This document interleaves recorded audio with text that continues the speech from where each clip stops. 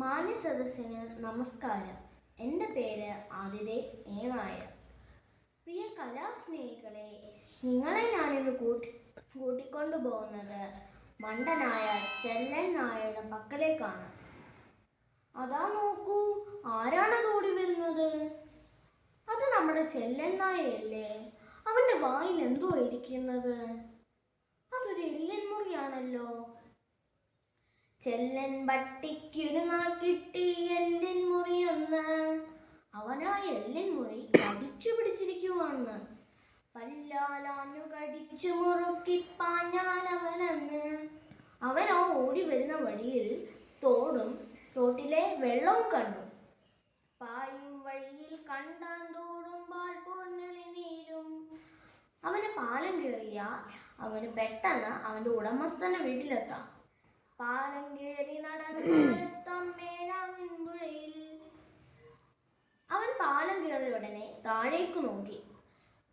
പാലം കയറിയ പാടെ ചെല്ലൻ ചോടെ കാണുന്നു. അവൻ ആ വെള്ളത്തിൽ മറ്റൊരു നായയെ കാണുകയാണ്. ആ നായ അവന്റെ നേരെ വരുന്ന പോലെ അവൻ കണ്ടു.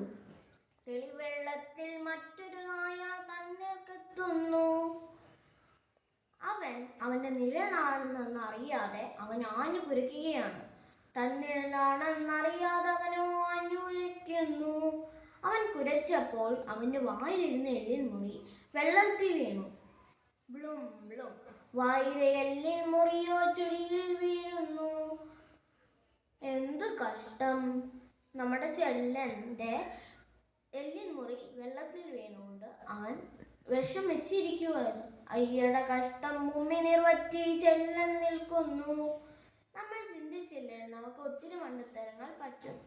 ചിന്തിക്കാത്തവർ മണ്ടത്തരം ഇത് പലതും ചെയ്യുന്നു. ചെല്ലൻ നായ എന്ന കഥാകവിതയിലെ ഗുണപാഠം: അത്യാഗ്രഹം പാടില്ല. നന്ദി.